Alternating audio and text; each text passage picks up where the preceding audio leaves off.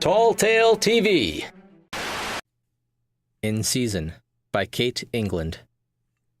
Platters of cheese, crackers, chopped veggies, and dip cluttered all the available surface space. Summer maneuvered a crock of salsa onto the crowded coffee table, keeping an eye on the basket of corn chips sliding precariously close to the edge.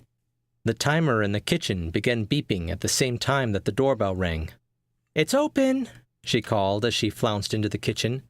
She could hear the door opening. She grabbed her thick oven mitts and slid one on each hand. She opened the oven and inhaled the heat and sense of cooking pie. The filling had pulled up over parts of the crust and bubbles popped thickly, releasing the scent of hot peaches and cinnamon. "Holy crap, Summer. There's only 4 of us coming. You made enough for the Russian army," said the voice coming from the living room. Still holding the pie, Summer poked her head in and smiled at Spring, who was hanging his coat on the rack next to the door. "I get excited when it's my turn," she said. He looked at her pie and shook his head with a smile. "Will you put it down so I can give you a proper hug?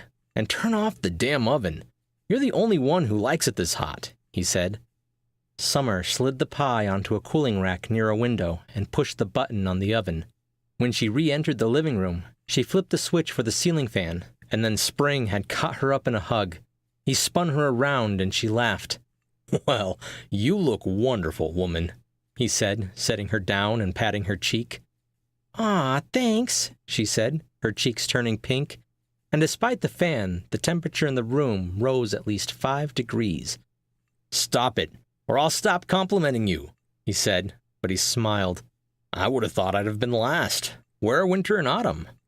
"Beer run. Sorry, bud. You're always late," she said. "Hey, try the goat cheese spread. I got it at that farmer's market you told me about." The door burst open, and Winter, her arms laden with paper bags that clinked as she moved. A sharp breeze followed her into the house.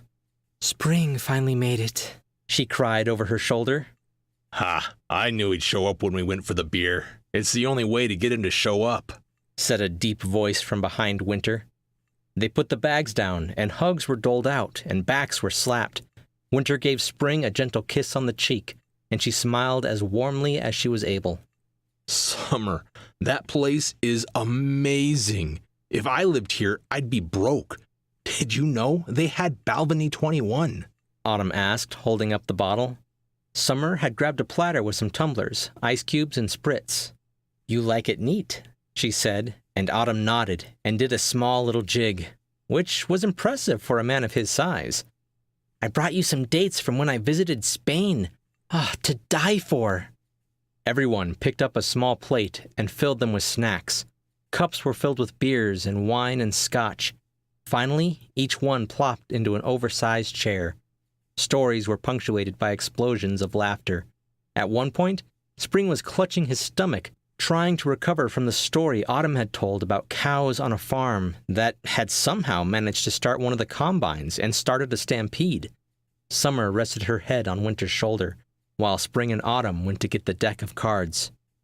"It's been forever," said Winter, running her fingers through Summer's hair that would shimmer gold or green or wildflowers. "We all get so busy," said Summer, enjoying the sensation of cool fingers playing with her hair. Plates were filled and emptied and filled again. Eventually, the pie was sliced and handed out. Autumn took the first bite and rolled his eyes up and sighed. "Oh, Summer dear, wars will be fought over your peach pie," he said, and Summer giggled. They played cards and everyone got quite drunk, and the hour grew late and then early again, and Summer could feel it when it was time to end it, and had to dab her eyes on her apron. "I know, honey. I hate it when it's time to go," said Spring, and even his eyes seemed overbright. She hugged him too hard, but he didn't mind, patting her back and pretending not to hear her little hiccup sobs. He put on his cloudy coat, clasped Autumn's arm, gave Winter a quick kiss, and slipped out.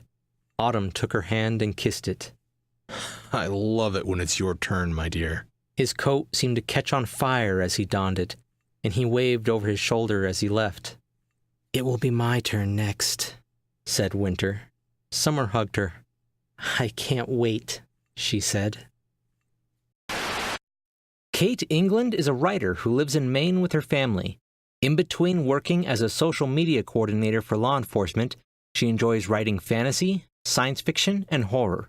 You can see a sampling of her writing on her blog, beingprompt.com, and you can support her on Patreon at patreon.com/KateEngland. Hey guys, this is actually the third story I've read for Kate England.